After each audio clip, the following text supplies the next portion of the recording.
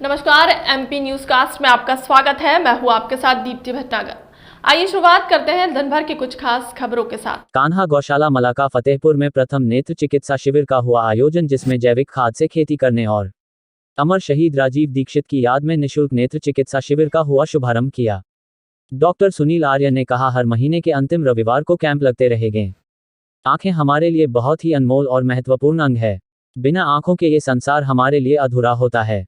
सारे रंग, सारी प्रकृति, सारे मित्र, बंधु, रिश्तेदार आंखों से ही देखे जाते हैं।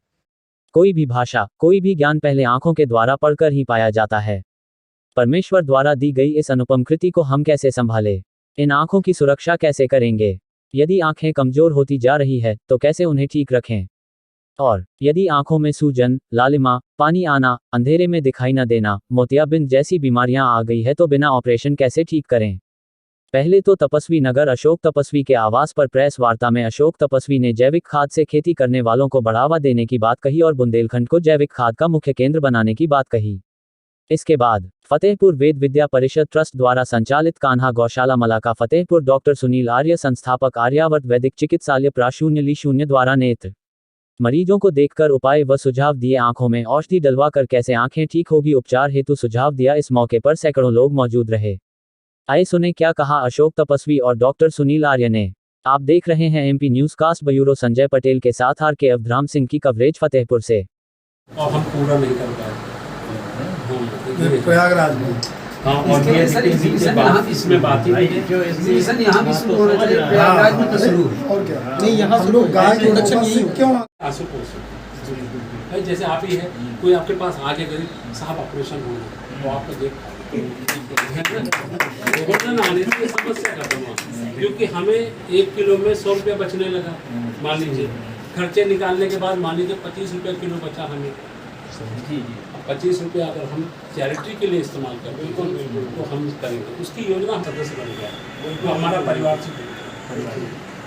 और शुरुआत में हमारा 10,000 तक का एक हमने छोटा सा बीमा का रूप दिया है कि एक्सीडेंट में अगर उसका हाथ पैर टूट गया, कुछ खर्च आता है तो 10,000 तक का खर्च उसको दिया जाएगा चैरिटी में। और उसके बाद 1 साल पूरा होने पर हमारा बिल्कुल निःशुल्क सेवा चालू हो जाएगा। और उसके लिए योजना क्या है दोबारा कि मिट्टी के गोल्डक बनेंगे, वो भी गांव में ही बनेंगे। उसमें 2 रुपया रोज डालना है, तो 60 रुपया हम आपसे दान नहीं ले रहे, तो 60 का भी हम प्रोडक्ट दे रहे हैं आपको। वो है धूप बत्ती, 30 दिन के लिए धूप बत्ती अपना पूजा करने के लिए। और तुलसी कवच है, तुलसी पेड़ की भी खाद है। तो हर महीने ये आपका दान आता रहेगा। उसके बाद उसमें आईडी होगा, और जैसे आपका इमरजेंसी कोई पड़ता है, उस इमरजेंसी में आपका एक पैसा नहीं लिया जाएगा। कॉल आएगा, वो चाहे एजेंसी में एडमिट हमको करना पड़े, चाहे पीजीआई में एडमिट करना पड़े, तो वहाँ 1 रुपया नहीं लगेगा। निःशुल्क सेवा शुरू हो जाए। तो इस तरह से गोवर्धन आने से मेरा मनोबल बढ़ेगा। मुकांत होता है, इसलिए मैंने कहा कि कई ऐसे लावारिस लाशें हैं जिनका मैं अंतिम संस्कार करता हूँ। हर दूसरे तीसरे दिन एक लावारिस डेड बॉडी रहती है जिसका मैं अंतिम संस्कार करता हूँ। बाकी और भी जो कार्य है मेरे, वो जैविक कृषि को लेकर है। कम से कम 42 वर्ष हो गया पूरा जैविक कृषि पर हम काम करते हुए। अब हमारा उद्देश्य ये है कि किसान अब गेहूं नहीं बेचेगा, किसान अब आटा बेचेगा, अब किसान सरसों नहीं बेचेगा, किसान तेल बेचेगा। तो इसी परियोजना को लेकर जो हमने योजना बनाई है, वो हर ग्राम पंचायत, हर गांव में 100 किसान 100 बीघा ज़मीन जैविक कृषि से जुड़ेंगे। और जिनका खरीद कीमत तय होगा, और जब आटा बन के बिकेगा गेहूं का, तो मुनाफे का 25% का हिस्सेदारी किसान की होगी। ये पहली बार अपने देश में होने जा रहा है जहां 25% की हिस्सेदारी किसान की होगी। जैसा कि ये बुंदेलखंड है, इसको राज्य बनाने की प्रवीण पांडे जी और बहुत बिल्कुल मेहनत कर रहे हैं। बहुत अच्छी बात है। अभी पांडे जी हमारे बीच ही हैं। जी। और इनका जो प्रयास है बड़ा सराहनीय है। और जैसे मैं भी, जब से मेरा पैदाइश महाराष्ट्र की है, पुणे में मेरा जन्म हुआ, और बाबूजी का सपना था पूरा करने के लिए मैं यहाँ पर हूँ।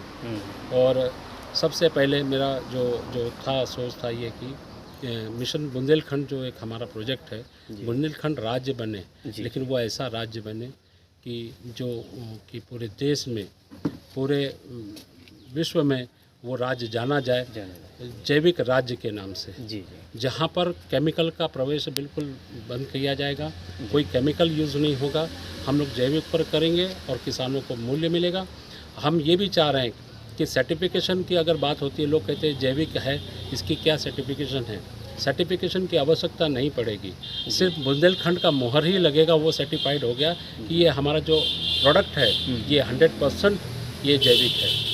तो इस तरह से मैं चाहता हूँ राज्य जरूर बने, लेकिन जैविक राज्य के नाम से जाना जाए। ये मेरा एक संकल्प है और इसी उद्देश्य को लेकर ये मिशन बुंदेलखंड है, जो गांव-गांव जाकर संगठन के साथ मिलकर, जैसे पांडे जी हैं, इनका प्रयास हमने देखा, बहुत सराहनीय प्रयास है। हम ऐसे संगठित होकर काम कर पाएंगे, अकेले तो कोई नहीं कर सकता है।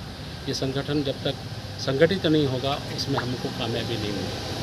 और संगठन संगठित तब हो सकता है कि जितने भी संगठन के सदस्य हैं पहले इनको रोजी रोजगार से हम जोड़ें, तो अपने आप हमारी सदस्यता बढ़ती चली जाएगी, क्योंकि रोजी रोजगार से जोड़ते जाओ और सदस्य भी बनाते चलो। ऐसा मेरा सोचना है।